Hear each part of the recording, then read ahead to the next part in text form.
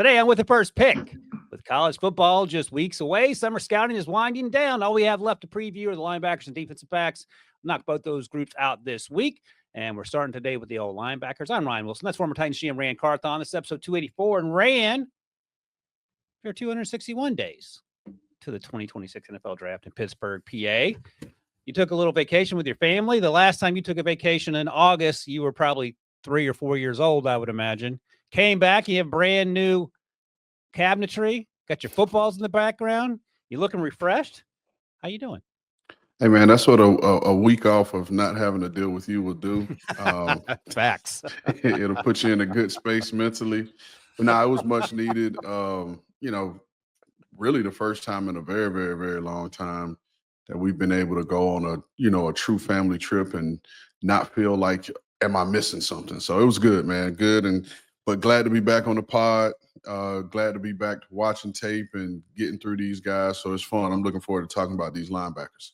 Yes, linebackers. We have to do the defensive backs. And then that reminds me, we've gotten a couple of 5-star reviews from you guys on Apple Podcasts, Spotify, submitting questions. Feel free to continue to do that. And we'll try to knock those out in the next few weeks. So if you have a question about a player you want us to evaluate, leave a 5-star review on Apple Podcasts or Spotify. If you have a general question, GM related or football related, you want to ask Rand, put that in there, and either me or Stryker or find it, and we'll put it together and ask it on the show. There are a couple in the hopper, so we'll get to those as well. Also, we've knocked out every position except for linebackers and defensive backs in the old summer scouting series, so you can check that out on the old podcast feed. And is there anything else? Oh, yeah, Rand. If you're watching us on YouTube. You see my name? You see my name? Rand changed his name. He went down to the courthouse. His name is officially 100K subscribers.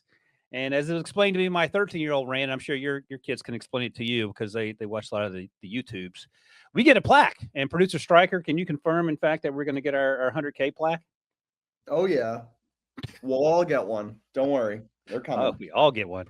I will say this. I feel like me coming in getting a plaque is cheating. It's like I'm the fill-in temptation that I wasn't a part of. You pushed us over the hump. Right, exactly. I wasn't a part of the original greatness of the Temptations group. I just came in on tour when David Ruffin left. But you know what? I'll take any trophy I could get. I feel more like you were the brains behind the operation, and I'm David Carter getting a Super Bowl ring with the Giants. That's what I feel like. So either way, we both got Super Bowl rings in the form of 100.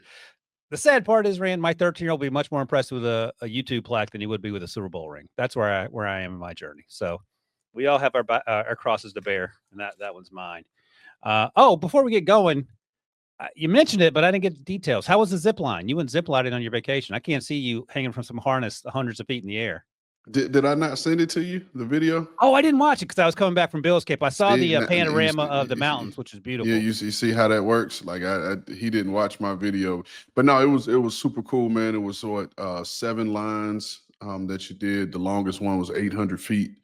And it was a running platform. So you get to start at the back of the platform and run off. It now. You did run off that platform. Look at you. You tried to put the brakes on at the end, but you couldn't stop.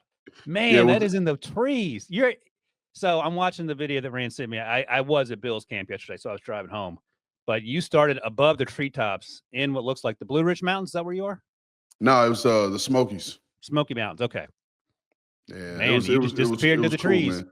Yeah, it was. You get kind of turned every now and then, and so that was the scary part. And if you came in with your back to the platform.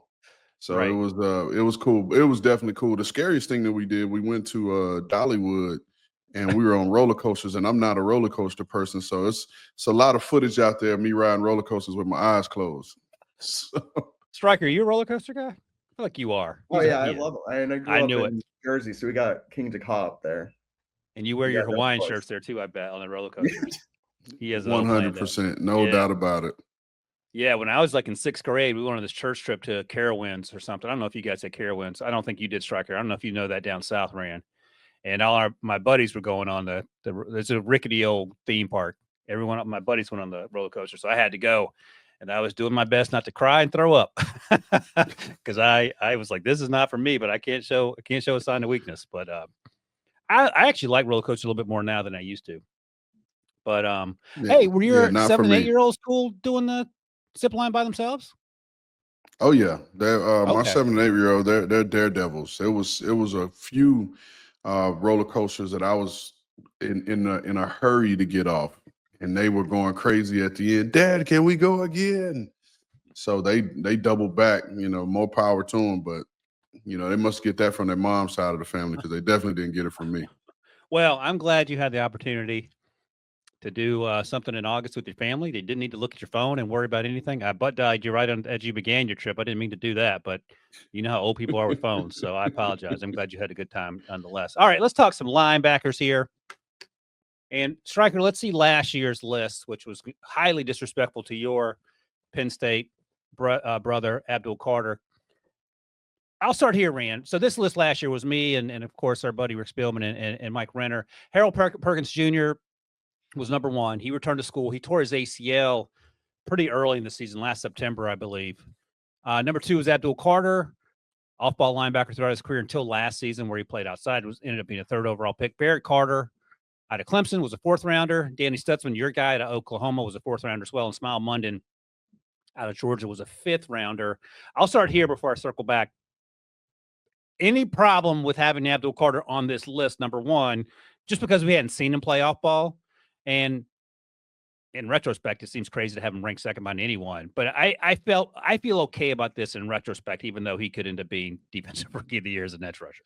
No, I have no problem with it because, like you said, at this point we only saw 2 years of him playing off-ball linebacker, and I mean let's be real. If you're looking at it, he could have made an argument. There were some scouts that had him as a number one off-ball linebacker at a point coming into the fall. So I don't have a problem with that at all. Like you mentioned, I really liked Danny Stutzman last year, and I know you could poke holes in his game, and we'll talk about a couple guys in the same vein.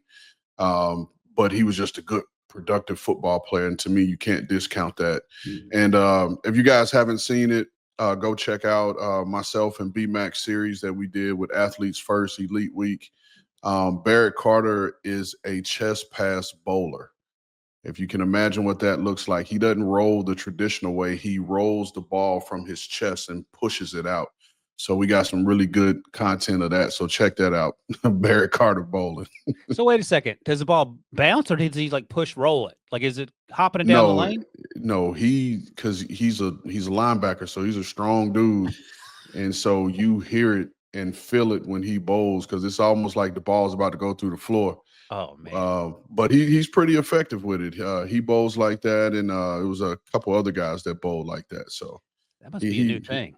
Yeah, it was crazy to see, but we got some good footage of that. So I highly encourage people to go check that out. Yeah, there's actually a lot of good stuff on the YouTube channel, the aforementioned YouTube channel with Rand and BMAC. They were out in Vegas during July 4th, and they talked to a ton of guys, and a lot of that's really, really interesting. Kate Klubnik was there. You talked to him. Micah Parsons was there, big pickleball guy. I'm now a huge Micah Parsons fan. And before we get going, and in case you're listening, this show's a little different than the ones we've done previously this summer because they've been on CBS Sports Network, so we had to fit all that in 43 minutes. So we have a little more time to breathe here, and I can get a little bit more off tangent and ask Rand stuff. You missed, perhaps to your benefit, the Micah Parsons relative blow up last year. So as long as we're talking about off-ball linebackers, let's talk about that. Can you make sense? What's the Jerry Jones, Stephen Jones strategy with Micah? Because unless you want to move on from him, and they're going to have a ton of salary cap devoted to three players if they sign Micah to $43+ million a year. So maybe you want to trade him and trying to make him mad. But other than that, what would be the strategy for what Jerry Jones has laid out the last few days in terms of the conversation he and Micah had separate from his agent Dave Mulugeta back in March? And Jerry is saying out loud, I can't imagine Jerry believes it, that he thought that was an agreement. And then to where we are now, where they're basically having a standoff.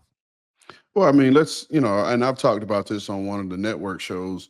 When you think of the business of football, and particularly the business of NFL, like Jerry Jones has been the driver of that, right? From the moment he purchased the Dallas Cowboys for whatever he brought them for and bought the stadium, which at that time was like a taboo, and everyone thought it was a bad business deal.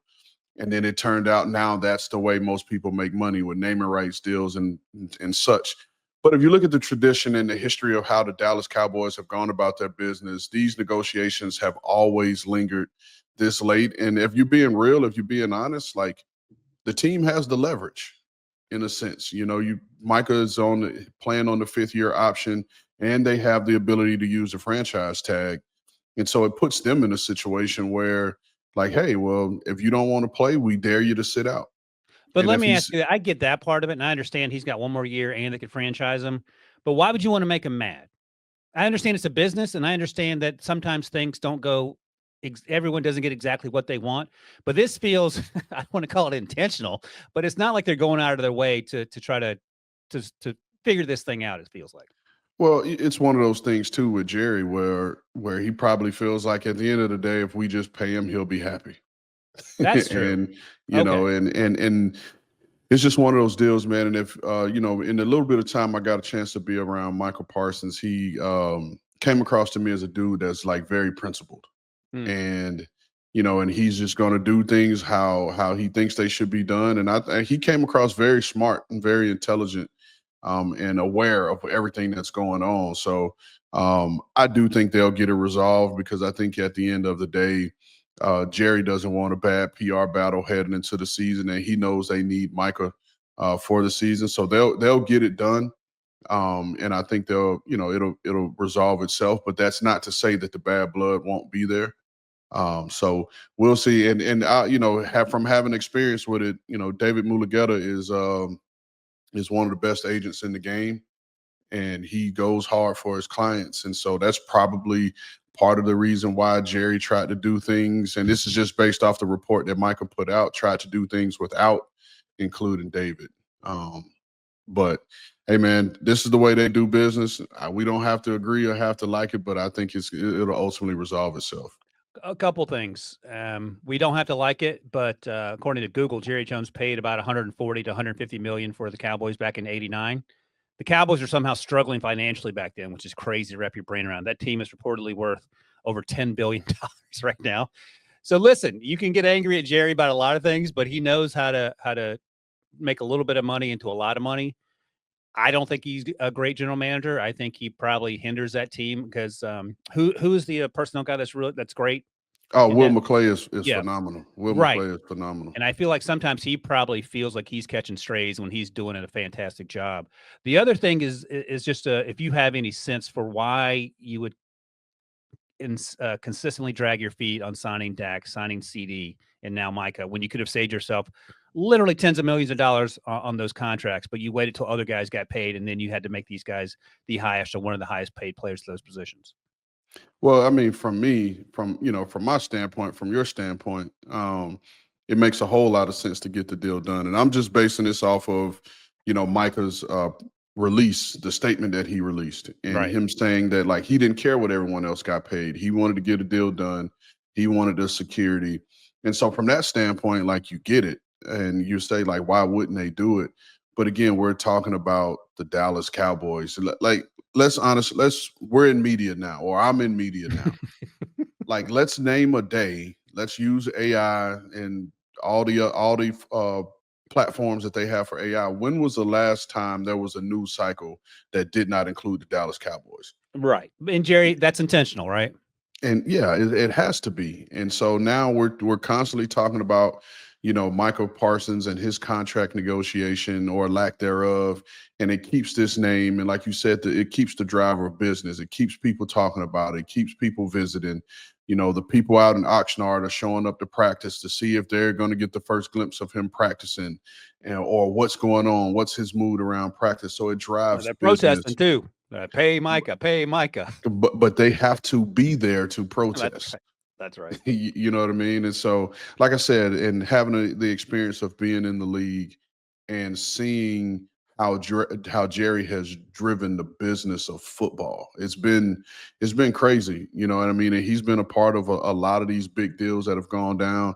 I mean, we talked about the stadium, buying the stadium, selling naming rights, but even taking it back before the league had one apparel company that outfitted the entire league. Like, Jerry ushered in having the individual deals done, with the Reeboks and the Nikes, and having those deals done.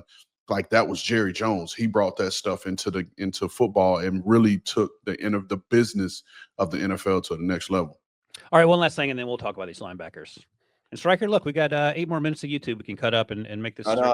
I gotta say, my dad's birthday was on Saturday, and I got him a new Micah Parsons jersey for his birthday. So I'm rooting more than anyone for Micah Parsons to stay with the Cowboys, and I didn't just waste my money for that birthday gift. That's all I have to say on this one. Yeah, whoever wears number 11 next, you have to put the duct tape name on the back and tape over Micah. You should have got him a Penn State Micah jersey. That way you'd have been safe, Striker. One last thing, and then we'll get to these linebackers. If Jerry's the owner and you're the GM, let's say we live in a world where he's not every title in the front office, and he comes to you and says, "Hey, Ran, Micah put out that statement, and now we got players on the team showing solidarity by putting pictures of Micah up on their socials and support. We got to do something about this. Like, what is that conversation going to be?" I mean, those conversations happen, right? And you're aware of all these things. And let's be real, and this is a part I left out earlier.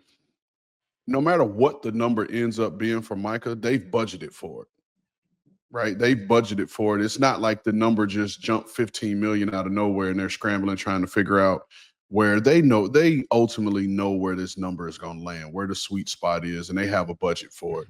But from the solidarity of the teammates thing, this is the one reason why you want to get these things done, so it doesn't creep into the locker room, and it sends a message to the locker room that we take care of our guys. When I got the GM job here in Tennessee, I was coming in a year after they had traded A.J. Brown, and where that was and the message that sent to the locker room. So one of the first things I did, and I made it a priority, was sitting down with Jeffrey Simmons and letting him know, hey, we're going to get something done.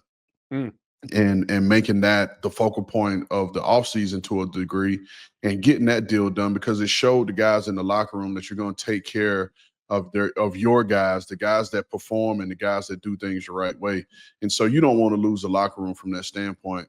But to quote, my good friend Jed York, owners don't fire themselves.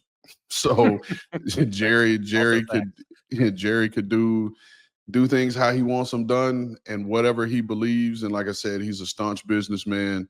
But again, this is just another tale in the story of the Dallas Cowboys. It is literally business as usual, because I think you're right. He'll get paid, and money can solve a lot of issues in terms of sour feelings. So if he pays him $45 million, and I think TJ makes 41 right now per year, I'm assuming Michael will take that and play for the Dallas Cowboys. But he still might, in the back of his mind, say, you know what? I didn't appreciate how this went down. And to your other point about budgeting for this, I would imagine the people in the finance office in Dallas are pulling their hair out, because he just drags his feet on every single big contract and costs them so many millions of dollars more that they have, but in terms of the salary cap, they don't have. So, all right, I think you're right. We have, nothing to see here, which is a wild thing to say, given that there is actually a lot to see. Ryan, All right, let's put a quick break, and then we can come back with our the start of our list. Love it. That's a great tease, Striker. We'll take a quick break and come back, and we'll unveil our individual and consensus with the first pick linebacker rankings for summer scouting right after this. Here we go. The 2025 CBS Sports NFL schedule is here.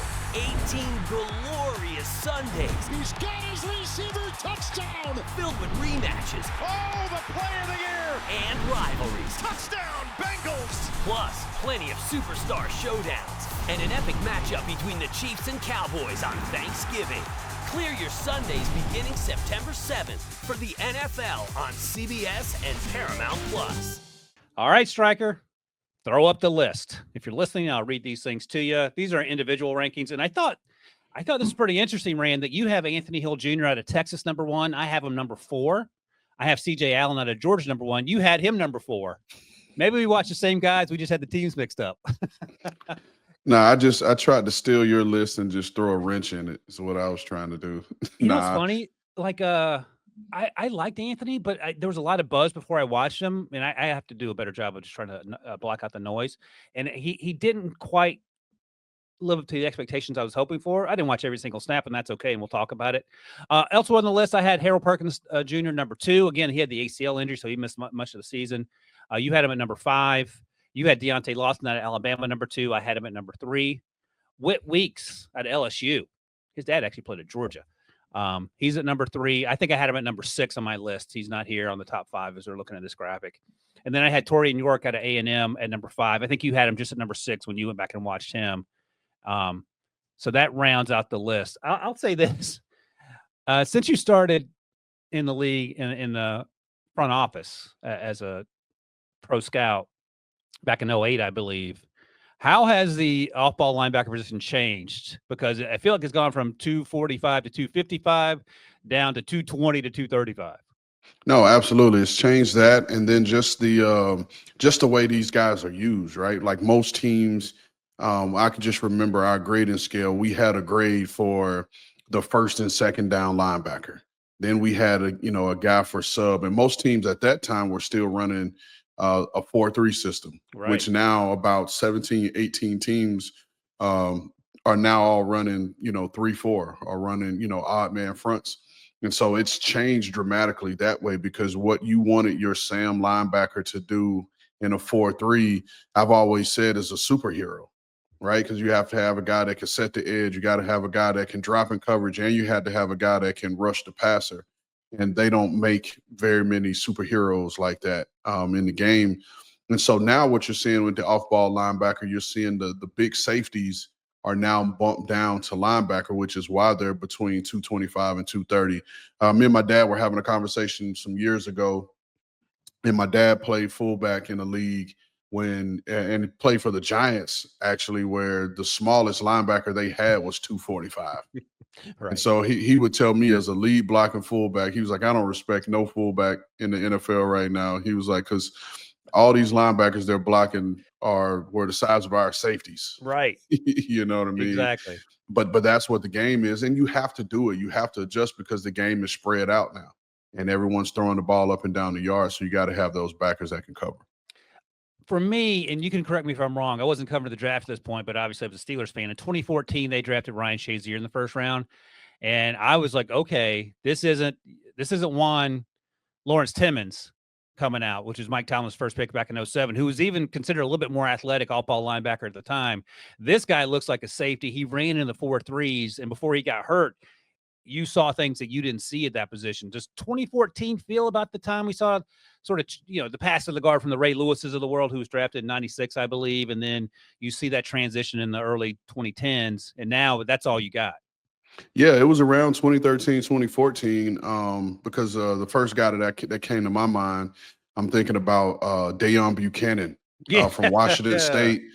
He was a big safety, strong safety, and everyone automatically made him a linebacker. And then there was the kid Sua Cravens that came out of USC. It was another safety that everyone projected to move down. When we were at the Rams, we traded for Mark Barron, who was a top 10 pick, was a safety earlier on in his career. We traded for him, brought him to St. Louis and made him a linebacker, and he finished his career as a linebacker. So it was around that 2013 to 2014 where you started to see those safeties come down in the box and play backer. All right. You got to remind me, were you in San Francisco when you guys drafted Fred Warner? Yes. So what were the conversations about him? Because he was a 3rd-round pick and, 6'3", 230 unofficially. I don't know if that's his combine weight or not as I look at this here. My question is, he would be a top 5 pick right now. Why was he a 3rd-round pick? What were the concerns, quotation marks, coming out of BYU? Well, you never saw him play in the box. He was almost like a big nickel, so he played out over the slot. So you never really saw him in the box playing true linebacker. And I always, credit Robert Saleh and D'Amico Ryans for having the vision of being able to move Fred in and particularly play Mike backer. We brought him in on a 30 visit, and he just impressed those guys with his mental capability and everything that he was able to handle mentally and retain just from that meeting. And so he stepped in and was just phenomenal, a day one starter as a 3rd-round pick, and to this point has, never missed a game in his career. So shout out to Fred. He is somehow just 28 years old. He feels like he should be 35 because he is consistently in your field of vision on Sundays when you're watching whatever you're watching. So that's and again, it goes to show you don't know. Like you don't know, because I remember the Steelers drafted the safety out of Virginia Tech that year in the first round. Edmonds, Tremaine's brother, Terrell Edmonds, I think. Yep. And a lot of fans were angry. Fans don't always know what they're talking about, but they have every right to be angry. And I remember some fans at that time saying Fred Warner would have been a nice option. In retrospect, it certainly would have been, but we don't have a time machine. All right, let's get into this. Striker, I like this little free-flowing podcast here. I can ask Ran questions and learn a little more than I can in 43 minutes. Ran may not like it because we're 25 minutes into this thing. No, I'm with it. But We get to talk naturally now. We can all enjoy your beautiful cabinetry back there. And I got a $200 television, a couple picture frames. All right, what are we doing? All right, number 5 on our consensus with the first pick list. Whit Weeks at LSU, unofficially 6'2", 228. I didn't have any verified numbers on him, but that's okay. Played primarily in the box. Did play a little bit of slot last season. They'd line up on the edge occasionally. Just because I have it, I'll mention it. You can roll your eyes if you want to. He did run the 100 meters in high school. He didn't break any world records. He ran 12 seconds, but I give him effort for going out there. There it is. All we're missing is producer Sharon rolling his eyes too, because producer Sharon apparently ran a 8.4 100. All right, let's see here. What else we got here? So this is my first note, regardless of his 100 time. I wasn't sure how fast he was, how fast he'll time. But I thought he played really fast. Not an elite athlete, but he was consistently where he needed to be, and might be the best tackling linebacker in the class. What do you got on Whit? That was he fits this comment to a T. A guy that is instinctive, and his instincts allows him to get there quicker than what the physical ability says he should. Okay. And that was the one thing that it jumped off. And I'm big on instincts. Especially at the linebacker position, you have to be able to see it, process it. Now, there are some guys that they're so fast and so explosive that they're able to overcome their lack of ability to process quickly. But Whit I thought he was very instinctive. I thought he was always around the ball. Like you said, he was a really good tackler. The one thing that really stood out to me for a guy that I thought was, an adequate athlete, solid athlete, him playing in coverage is what really impressed me. Just his zone awareness, his zone feel. And we mentioned Fred Warner earlier. One of the things that makes Fred Warner so good in coverage that doesn't show up on the stat sheet is his ability to just take routes away, right? Where you see most linebackers, they're playing with vision to the quarterback. The quarterback can move them and manipulate them with their eyes and get them off a spot to complete a ball, where Fred and guys like Whit Weeks, if they're dropping to their spot, and they see a guy that's open, they just cover it.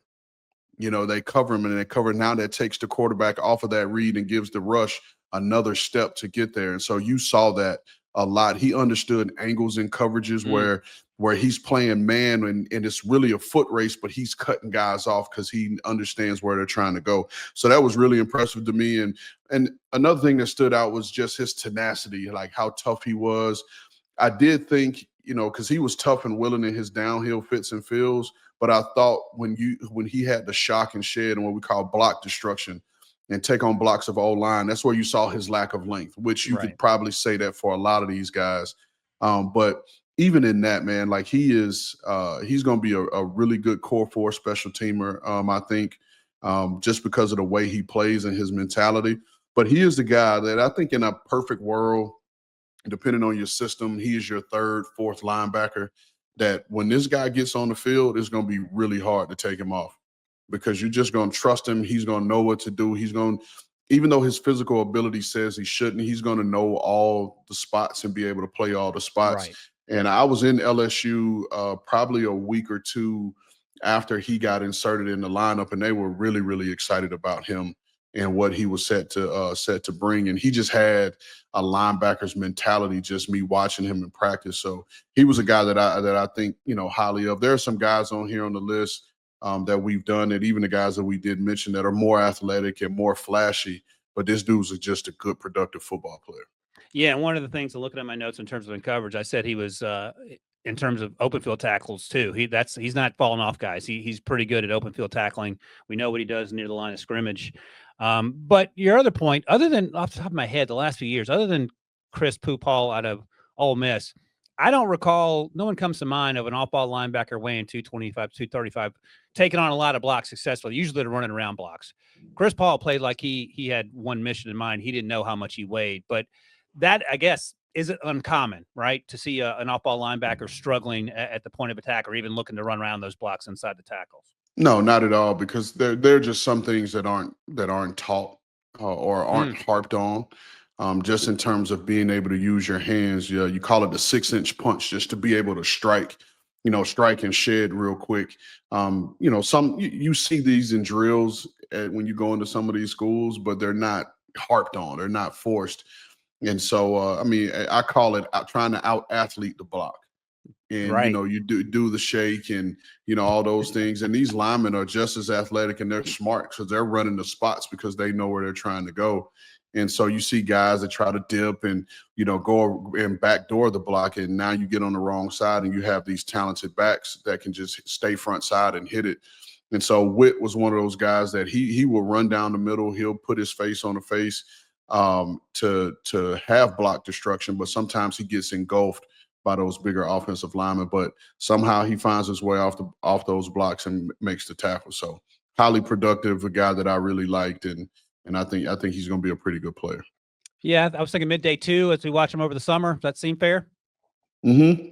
Okay. I think so. We'll see how it goes. And last year, I thought Danny Stutzman was like a top 50 guy coming into the summer. He had a really good season. I wasn't down on Danny at all. It just felt like the off-ball linebacker class outside of a few names. And I should mention this. We looked at our overall list from last season. Names not mentioned included Jahad Campbell, who was the first edge rusher taken at 21.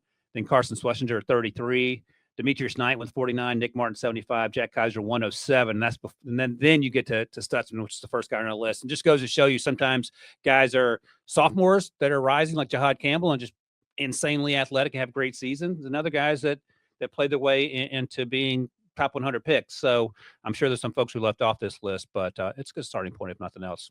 All right, let's talk about Whit's teammate, Harold Perkins Jr., towards ACL last September. And then in December, he said he's coming back to school, which I thought was a great decision on his part. And here's my big question.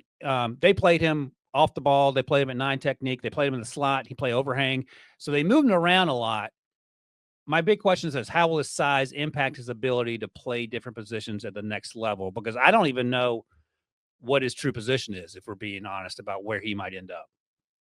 And see that, and that was part of the reason why he was a little bit further down for me, because I'm like, what is his true home position? And he was another young man that, like I said, that day I went into LSU, had a really good conversation with him, talked to him for a couple hours actually. Okay. And at the time, and you get it, he was coming off of ACL. He was under 220. He was probably around 217, 218. At that time. And even I had originally saw him the year before at the pro day, at LSU's pro day, and he was still around. His probably normal walking around weight is maybe 220. So he's on the smaller side, lighter side. And I hope he watches this because he told me back at the pro day those years ago that whenever he came out, he was going to run 4.3. So I told him I would hold him to that. But he's a guy that I think he can play Will Backer. I think he can play Sam Backer. And the guy I actually comped him to was another former LSU linebacker, and Quan Alexander. And I thought, because they're built kind of similar, because Quan isn't a very big guy. But the thing is with Quan was very aggressive in his block destruction, his ability to strike. And he played on the edge some too at LSU his last year. But I thought Harold was a very good athlete, which I think helps him because he's a step slow in terms of reading the triangle and seeing it with him playing off the ball, but he's able to get there because of his short area burst and close. Now, the one thing that kind of caught me a little off guard was I expected him to be better in coverage just because of his size. And I think he can turn, run, and match up with tight ends in those man situations. But just being able to spot drop, get to a spot, and process and fill routes, I didn't think that was his strong suit, which is why I think they put him in a position where they just brought him forward a lot on those obvious passing downs. And then I'd like to see him improve as a tackler. I thought there were times where his tackling felt like a DB instead of a linebacker that wasn't. Right. Now, he had moments where if he lines you up, he can bring bring and deliver a blow. But those consistent down-to-down tackles to me felt more like a DB with him tackling, below the waist area. So we wanted to see him improve there. But, he's a dynamic athlete. He's explosive. And you just hope all those things come back to him, recovering from this ACL. And one of the things with ACL that is that sometimes it takes not 12 months, but maybe 18 to 24 months for you to mentally trust yourself, your knee to do what it was doing before the injury. So we'll see. Hopefully that comes back sooner rather than later. But just looking at my notes, I sort of echo what you said in terms of him being off the ball, and he struggled to get off some interior line blocks, which is not uncommon. We just talked about why that is. But when he lined up outside, like 7 technique, 9 technique, little dip and bend, he was a problem for some of these bigger offensive tackles trying to move their feet. And if they brought him on these blitzes from like the slot or the overhang, he could also force a little re-anchor, which just proves that he's perhaps stronger than the 215 to 225 might suggest. But again, it's all got to come together, and hopefully he's back to 100% mentally, trusting his knee when he gets out there, because he can be a sort of sideline to sideline hair on fire player. Just got to see it. But I when he was healthy pre-knee injury, I had him going in like mid to late round 2. I felt comfortable with that. I don't know if that's too rich for you. No, because I think he'll be a day 2 pick, barring him coming back fully healthy. Again, I think the big caveat for that is going to be where teams value him and where they think he's going to play in their system. Now, what most teams will likely do is put him at will backer, put him in a situation where he can just run, chase, and hit. Yep. Because he'll be able to do that. But again, it's just a matter of where teams value him, and I can't see teams valuing him as a true edge guy, bringing him off the edge on a down-to-down basis, because he's 6'1.5", maybe a tad right at 6'1", and like you said, between 215 and 220. Yeah, I have a soft spot with these guys apparently, because I mentioned during the Edge Rush show, Centarian Perkins, the Ole Miss edge rusher, who's 210, and he is absolutely electric. But what are you going to do with that at the next level? So I'll continue to push guys with short arms and who are underweight, and someone's got to speak up for them, Ran, because if I don't, who will? All right, let's take a quick break here. When we come back, we'll make our way from Baton Rouge to Tuscaloosa and talk about an Alabama linebacker right after this. Hi. Novocaine? Novocaine is now streaming on Paramount Plus. You're gonna love this. Oh, you're strong. It's wildly entertaining and an absolute blast. I'm in. Novocaine, rated R, now streaming on Paramount Plus. All right, Ran, number 3 on our list, Deontae Lawson. And unofficially 6'2", 239, so he's at the higher end in terms of weight-wise, which is a funny thing to say about an off-ball linebacker, 239. He played almost exclusively in the box. They would move him occasionally. I counted 4% of the time they moved him to the slot. One thing that I thought was noteworthy, he's been one of Alabama's permanent team captains. That probably speaks to his leadership abilities. That's incredibly important when you're talking about guys at the next level. Athletic, he's physical. He takes on blocks coming downhill. He consistently fills gaps. He will stay blocked on occasion, but he plays with his hair on fire, and he always ends up around the ball. Wrap-up tackler. But he'll occasionally whiff because he's one of the things BMAC's DB coach told him at Florida State that I often come back to when I'm watching these guys is you'd rather tell a player whoa than sick him. So if you're coming downhill out of control, you can say dial it back a little bit. But if you're coming down tentative and getting blocked and can't get out blocks, that's a whole other conversation. So I love the idea that he's maybe a little bit out of control at times, but he's trying to make a play, trying to send a message. And I'm fine with that. I mean, you got to get better at it, so on and so forth. But that's sort of where I'm coming out with that. What did you think of Deontae based on what you saw from 2024? Yeah, I mean, my last line I'm looking at it, he's just a good, reliable football player. And again, that's what you're looking for. And like you said, in this graphic that just went off, he has the C on his chest. He's a captain. This guy's a really good communicator, and it showed in the graphic. You could see him communicating. He got everyone aligned and got everyone lined up, which shows his mental capabilities. I thought he was really instinctive. I thought he processed and he keyed and diagnosed quickly. He, like you said, he's good size. He's even at 6'2", almost 240, he still has kind of that angular athletic build to him. And so you saw his athletic movement skills, in which I like that a lot. Like you talked about, he pulls the trigger and gets downhill in his block destruction. Now, the one phase, again, and this is something that guys will work with him on the next level, he's downhill, he's physical, he's aggressive in it, but he takes on everything with his shoulders. And you like to see him because he has good length. You'd like to see him use that length, use his hands better to create that separation between him and the offensive lineman or whomever is trying to block him, and allows him to get off quickly. But another thing you saw on tape, he did have the ability to switch it up and out athlete and slip a block. So he showed that in some of the games that I watched. And then, I wanted to see him be a little bit heavier on contact as a tackler, have more knockback, but I still thought he was a reliable tackler. And then I thought he matched up well with tight ends and running backs and man coverage. And I thought his zone awareness was good. So, again, the only way to sum it up is just a good, reliable football player. I think this guy will be a starting, linebacker in the league. I think he'll be a good Mike backer. And he's a guy that will, depending on how he tests and how his offseason goes, like he's a guy that could potentially creep in the bottom of day one. But, probably right now, probably looking at more day two right now. Yeah, and looking at my notes, I noted that he doesn't get off inline blocks as well as C.J. Allen, who we'll talk about, or our guy Whit Weeks, who we just talked about. But I thought when they used him as an edge rusher, he got after it. He played with a little juice coming off the edge, so I appreciated that as well. All right, next up, number 2, C.J. Allen, Georgia. You want me to roll? Oh, I'm thinking. Oh, I was wondering, like C.J. Allen. I got C.J. Allen confused with Anthony Hill because that's like I didn't love Anthony Hill. So yes, C.J. I was doing my math in my head. Yeah, C.J. Allen and Whit Weeks. I thought got blocks a little bit better than the aforementioned Deontae Allen. All right, 6'1", 235 unofficially. Again, primarily in the box. He would occasionally go out wide. 100-meter, 11.16. So he's beating Whit Weeks in 100. Whit Weeks in 100. So we got that going for us.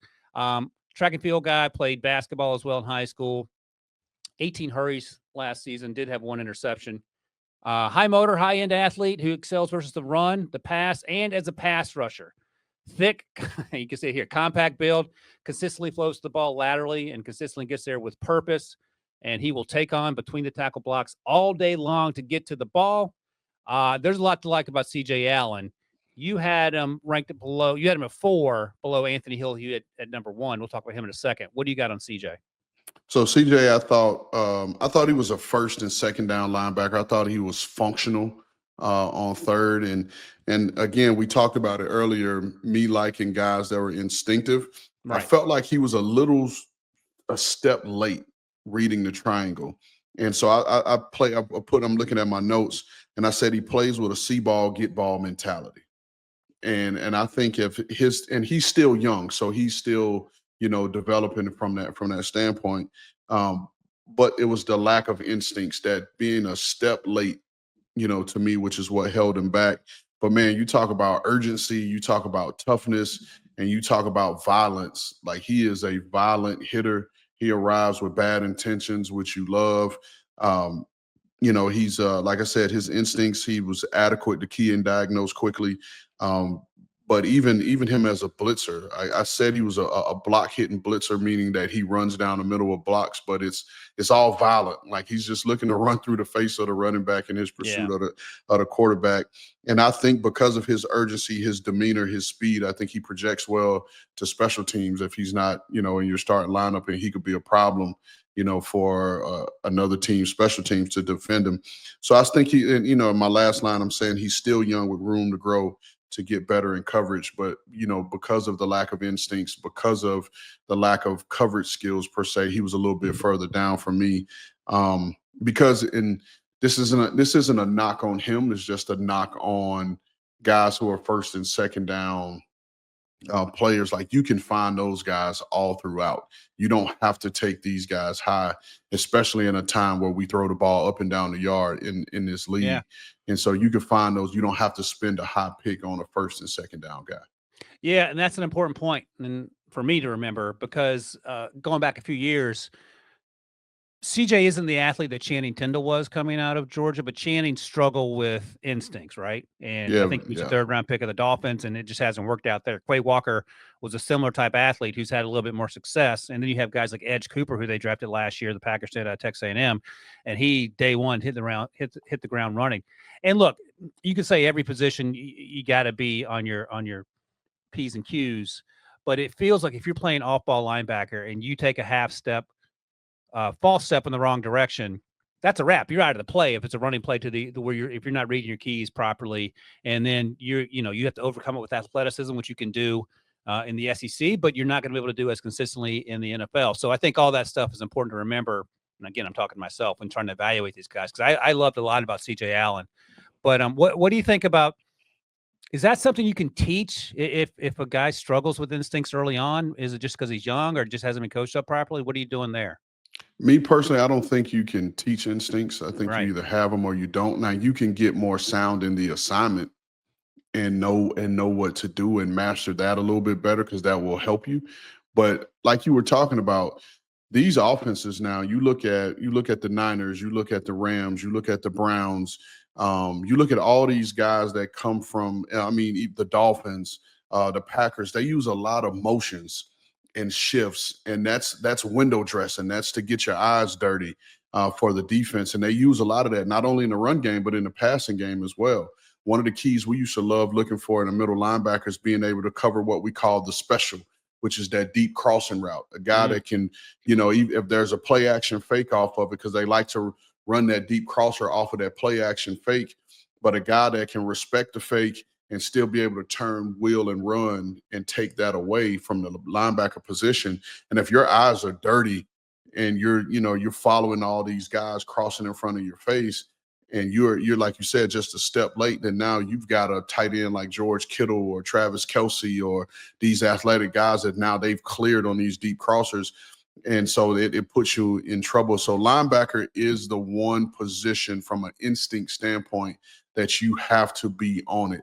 Because if you put a guy in there that people feel like isn't the most instinctive, they'll window dress your eyeballs to death, and you'll really become a what we call the player to pick on for that day, and it'll be a long day for you.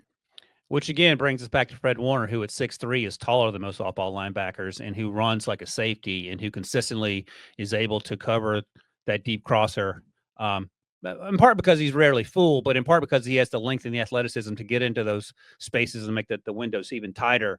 And those guys don't come along very often. And it also points to this. And again, I'm sort of talking to myself here. I might love Daylon Henley, not to call out Daylon Henley, but I think he's sub 6 feet, or he's right at 6 feet. So he's 3 inches, maybe two to 3 inches shorter than Fred Warner. So again, that matters. That length matters down the field. He's a bowling ball coming downhill. He's a great athlete, and I liked him coming out. But I'm just thinking about these shorter linebackers also having to do more with less, and there's even less margin for error in terms of you doing the right things pre-snap and right at the snap, and being where you need to be. Yeah, and to your point, and talking about those taller linebackers with the length, and again, this is a shameless plug for the fans to go watch the Athletes First Elite Week. One of the things I talked with Cade Klubnik about when I spent the day with the quarterbacks and watching C.J. Stroud layer the ball, being able to put arc on the ball. And I was talking to Klubnik about it, telling him like, hey, you got these backers like Fred Warner that are taller, that are longer, and you have to be able to put that ball, put some arc over it. And, I think back to a time, and even though Ray Lewis wasn't the biggest guy, but there was a time where you had him run in the middle of the field with Ed Reed behind him. So everything that you threw over the middle had to be perfectly placed, because if you was too short, Ray was getting it. If you was too far, Ed was getting it. And so, but again, this is talking about linebacker play just in terms of understanding, knowing how to put yourself in the right position and to be on the money. So instincts is super, super key for me, for all positions, but particularly this linebacker position. And I would be fine with a lesser guy from an athlete perspective if the guy's instinctive. And I won't call out names. I won't put anybody out there, but I'll just say in my earlier career at the Falcons, we had a backer that was fast, explosive, and could get there, but he was really a step late, didn't make very many plays downhill in terms of plays in the backfield, TFLs. And then we brought in an older guy that didn't move as well as he used to, but he was so instinctive and could feel it and see it, and he made tons of splash plays force just based off of instincts alone. Because at some point, your athleticism is going to run out, and you got to be able to process and play the mental part of the game. Right. And one of the things, just take you back a little bit, our buddy Rick Spielman, I think he said he ran a 4.68 at his pro day, but he said if you asked him to go right or left, his hips are going to come off. He was a practice squad guy. I think he was like a training camp guy. So he was in training camp with the Chargers. He had to cover Kellen Winslow Sr., and he said he knew pretty quickly that wasn't going to work out long term. And then he was with the Lions for a little bit with his brother, Chris, who was a second-round pick. And he said he could beat Chris in a foot race all day long. But Chris, sideline to sideline, rarely, if ever, got beat because he was so incredibly smart and instinctive, and he overcame a lot of the, athletic hurdles that today's linebackers may struggle with. Although he told a story once where Barry Sanders got him, and that's not even fair. Barry Sanders got everybody. Yeah, not even Barry. It's similar. Bo Jackson got him once. I think it was like a Monday Night Football. He told a story where he got him. He turned the corner on him, but he said, "What? Right? What was I going to do?" But the point is that sometimes, especially the off-ball position, smarts are better than athleticism. I'll ask you this quickly. So one of the other things Rick used to say all the time on the podcast was that he didn't mind his cornerbacks not being the smartest people on the field because you want them to have short-term memories. But I feel like off-ball linebackers have to be not only pretty smart, but there's less margin for error with them taking false steps on defense. You agree with that? I mean, I suppose safety, I suppose every position, but I feel like if you're ranking them, off-ball has to be up there pretty high. Oh, yeah, for sure. And like I said, because especially now with the way the game is played with the motions and the shifts and the window dressing, you have to have a level of like just mental calmness to you, the way you play the game. Right. And you can't let those things fluster you, and you have to be able to bounce back because you're going to get got. That happens. But you have to be able to bounce back pretty quickly from that. And again, the linebacker, in particular the middle linebacker, is the primary communicator. If you look at most teams, when they have the person calling the defense that wears the green dot, it's particularly the middle linebacker, and that person has to be able to communicate. And you have to, even if you got Saquon jumps over you backwards or whatever the case may be, you have to get up off the ground, and now you got to stand right back in front of those other 10 guys and get them lined up and get them ready for the next play. That's right. That's an important point too, because you are the one setting the defense and getting the play call and having to do all that stuff. So you got to have a short-term memory as well. And in addition to that, basically be the quarterback of the defense. All right, Rand, let's get to number one here. Anthony Hill Jr., number one on your list, number 4 on my list. 6'3". All right. Talking Fred Warner territory, 235 unofficially. They moved him all over the field. He played a little slot, played a lot in the box, not surprisingly there. They line him up over the edge. I don't know if this gets on your radar here. 200-meter guy in high school, 23:18. That sounds fast to me. I don't know. It's okay. All right, we'll take it. He can beat us in a foot race now. How about that? Oh yeah, he definitely get me. I'll false start just so I didn't have to embarrass Get out. myself. That's right. Here's where I'm at in my journey. I think we talked about this. I'm just trying not to tear my Achilles getting out of bed. That's where I'm at in the morning. I'm right there with you. Please believe it. That is the struggle is real. 4 sacks last year, 2 interceptions. I mentioned Bo Jackson and Barry Sanders. This was a little fun fact I came across. Anthony was born in the same hospital in Wichita as Barry Sanders. Now that's a deep dive right there. You bring that up on the scouting report. They know you did your homework on that one.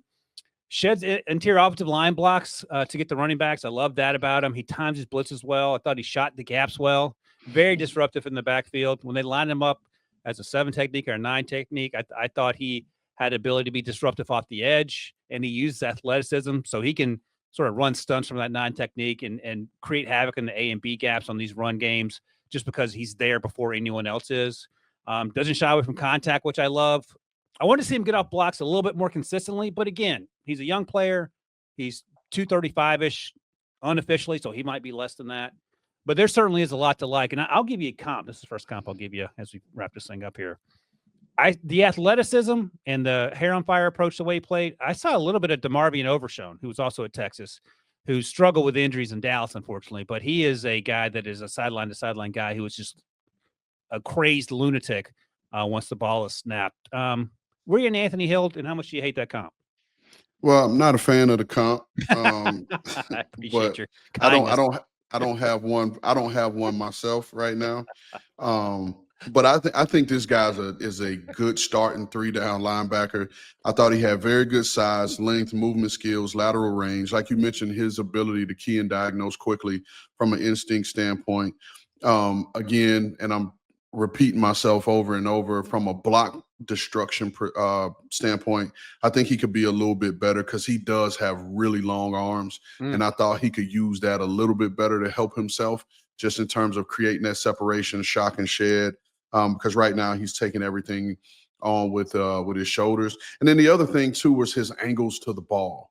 I thought he kind of ran underneath the block instead of meeting it at a point. I thought he played more a little behind the ball carrier instead of being able to meet that near hip. And then as a tackler, I thought he was more of a tackler instead of a hitter. If that makes sense. I thought he was more of a tackler, got the guy down. I did think he was a good overall coverage player, both good in man and zone. I liked his ability to get depth in his zone drops. And because I talked about that length, he can affect throwing windows because of his size and his length. And I saw that show up. I thought he played with good vision to the quarterback, but I think he'll just need to learn. And like you said, he's a young guy. He'll learn to be better in feeling route concepts a little bit more. But you'll appreciate this because we just talked about it because you teed it up. My last line on my report I'm looking at, it says, overall, I like him, and I think his height, weight, speed, plus his athleticism is what today's linebackers are like. Yeah. That was my last line, and I kind of had him up there. I think he's a guy that'll go in the bottom of day one. I love it. So I had him as day 2 guy right now. I only had C.J. Allen with the first round grade, but I got to go back and watch more, and we'll see what happens this season because I do have to sort of have a note at the top of my mind here, just in terms of the instincts that we're talking about, because, as we've stressed throughout this podcast, at this position, it's incredibly important. But again, we saw last year's list, and many of those guys end up going on day 3, and all of them are Smile Mundins of the world, the Barrett Carters. They're not 250, they're 235ish, probably 230. And you have to find the right scheme. And Jahad Campbell shot up draft boards after the way he played in 2024. And here's the thing about Jahad, who actually plays with really good instincts. I don't think you disagree with that. But he is also going through a great situation in Philadelphia where the front 4 is legit, where the secondary is legit, where Zach Bond is legit. So I don't know if there's a better situation for that position to get a lot of reps. Nakobe Dean, we'll see if he's healthy or not at various points during the season. But that feels like a match made in heaven for someone who could have a lot on his shoulders, but having all that help around them. Yeah, and I mean, like you said, that dominant front 4, big Jalen Carter and Jordan Davis. To me, that's one of the hidden, I guess, talents, if you will, of a linebacker is understanding what they have in front of them and being able to play off of them. Right? Because I think a lot of times when you're evaluating, when you're watching the tape of these linebackers and the defensive lineman is right, whether they're holding to, anchoring, you have to, as a linebacker, be able to fit off of those, those guys taking on blocks. And a lot of times you can see where the defensive lineman is taking 2, and now all the linebacker has to do is be right in terms of your read and hit it. And these guys run on the backside, and now the ball is out the front. And it's like, man, like you make the defensive lineman look bad because he's holding 2, and he may not need to get off that block because he's holding 2 for you to make the play. And so the really good linebackers understand who's in front of them and are able to play off of those people really, really well. If you go back and you look at how Derek Brooks played off of Warren Sapp. And again, we're talking about 2 Hall of Famers, but they had a certain synergy where they knew how to play off of each other. Even if Warren hit a gap, Derek made him right. If he hit a gap and was wrong, Derek could feel and play off of him and make him right. And like you was talking about with Jahad Campbell, you're playing next to Zach Bond, a guy that's going to be the quarterback of the defense, if you will. So now you don't have to think about the mental part. He's going to help you get lined up, and you could just go play football. Right. And I think I read something I don't know if it was today or last night, whenever it was, But they were saying how, some of the feedback was like Jahad Campbell's going to be a problem for people this year and what he's shown in camp so far. Yes, sir.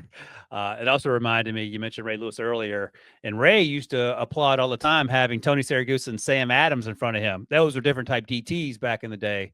But you couldn't even see daylight between those two guys when they were standing next to one another. And Ray just took advantage of it. And obviously Ray's a Hall of Famer, but that didn't hurt either. Just thinking about the old school linebacker and the evolution of where we are today. So, all right, that's all I got. You got anything else you want to add on any of these linebackers? No, man. I'm like I said, this is one of my favorite positions to evaluate. Linebacker and D-line are my favorites. Just because you get to see on a down-to-down basis so much, and it's just fun. It's just fun to watch these guys play. So I'm excited to see who's going to come new to the radar. Yeah. Who's going to show up, a name that we didn't talk about today or have on our list, because they're going to be 3 to 4. I mean, look at Carson Schlesinger last year. He just came out of nowhere and was a top of the second round pick. So there's going to be 3 to 4 guys that pop up on this list, but I feel really good about Anthony Hill and him being the number 1 guy and potentially being a day 1 pick. I do not feel great about CJ Allen as my number 1 guy after a conversation. So I'm gonna call CJ after this. We'll have a conversation and figure that thing out. We're going to go from linebackers to a position that is sort of hard to figure out, play in and play out, because sometimes safeties are not doing anything for 30 or 40 snaps, and the cornerbacks, and we'll see where we land on those guys. Last year we did pretty good. Will Johnson, no surprise, to the top of our list. He battled injuries last year, but we'll talk about that later in the week. And just remember, once summer scouting is done, we'll be getting back into the swing of things, evaluating these quarterbacks, these rookie class quarterbacks, and then college guys each and every week. And then a lot of GM talk with our guy Ran here, because he knows it better than anybody. All right, Ran. That's subjective. Well, you know better than me and Stryker. How about that, Sharon? So it's all relative, man. It is all relative. It is not subjective. No, we're looking forward to doing that. And leave us a 5-star review. Happy 1,000K subscribers. And we will see you guys in the next one.